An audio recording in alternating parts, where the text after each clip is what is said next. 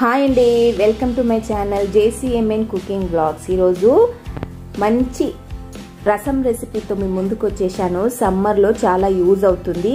ఇది సమ్మర్లో చలికాలంలో కూడా చాలా బాగుంటుంది అన్నమాట. మీరు ఒకసారి ట్రై చేయండి. మంచి సపోర్ట్ చేస్తున్నారు, సబ్స్క్రైబ్ చేస్తున్నారు, నా ఛానల్ని ఎంకరేజ్ చేస్తున్నందుకు అందరికీ థ్యాంక్స్ చెప్తున్నాను. ప్రాసెస్లోకి వెళ్దామండి. నేను ఆర్గానిక్గా తీసుకున్నటువంటి టమాటోస్ ఉంటాయి కదా, అవి మా తోటలోనే పండించినటువంటి బేబీ టమాటోస్ అన్నమాట. ఏ కెమికల్స్ వాడకుండా పండించిన టమాటాలు తీసుకొని నేను చారు పెట్టాను. ఈ చారు చాలా టైప్ చేసుకోవచ్చండి, ఏ రకంగా చేసినా టేస్ట్ బాగుంటుంది. నేనైతే ఈ టైపు ఈరోజు చేశాను అనమాట.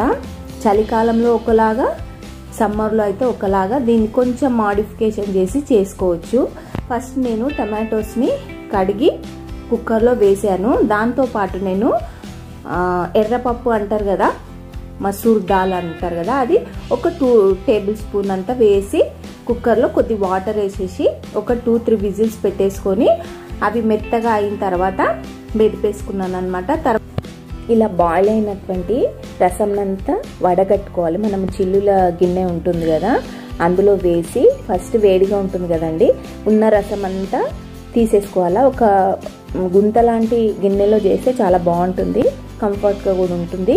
అయితే మొత్తము టమాటో రసం అంతా గుజ్జులో నుంచి తీసేయాలి.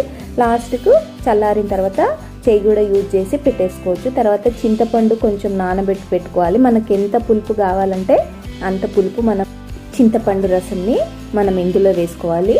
మనకి ఎంత పులుపు కావాలనిపిస్తే అంత రసం తీసేసి అందులో కలుపుకొని ఈ రసంలో మొత్తం మనం ముందు చూపించిన ఇంగ్రీడియంట్స్ అన్నీ కూడా 1 by 1 డైరెక్ట్ వేసేసుకోవడమే.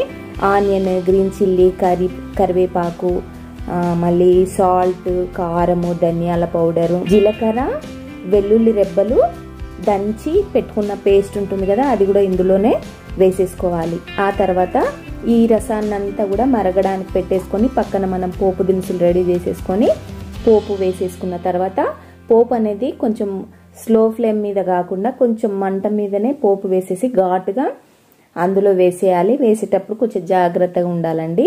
తర్వాత పోపు వేసిన తర్వాత అది మరుగుతున్నప్పుడు మనము ఒక పిండి రెడీ చేసేసుకున్నానండి. నేను మినపప్పు, బియ్యం పిండి కలిపినటువంటి కొంచెం పిండి పెట్టేసుకున్నాను. 1 స్పూన్ తీసుకొని అందులో వాటర్ వేసేసి లాస్ట్లో అది బాయిల్ అవుతున్నప్పుడు అందులో వేసుకొని కలుపుకోవడమే. ఈ పిండి వేసినప్పుడు మనము 1/2 టీ స్పూన్ కానీ 1 టీ స్పూన్ కానీ గరం మసాలా వేసుకుంటే బాగుంటుంది, కొంచెం స్పైసీగా ఉంటుంది అనమాట.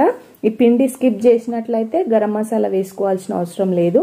ఇది చలికాలంలో అయితే బాగుంటుంది, సమ్మర్లో అయితే ఈ గరం మసాలా యూజ్ చేయొద్దు. ఇప్పుడు ఈ రసంని ఒక 10-15 మినిట్స్ మీడియం ఫ్లేమ్ మీద మరిగించుకొని చల్లారినాకైనా హాట్గా అయినా సర్వ్ చేసుకుంటే సరిపోతుంది. వీడియో నచ్చిందా అని అనుకుంటున్నాను. మీ ఫ్రెండ్స్కి, రిలేటివ్స్కి షేర్ చేయండి. సబ్స్క్రైబ్ చేసుకొని లైక్ చేయడం మర్చిపోకండి. మీ సపోర్ట్ ఇలానే ఎప్పుడు చేయండి, ఎంకరేజ్ చేయండి. JCMN cooking blogs. Thank you for watching.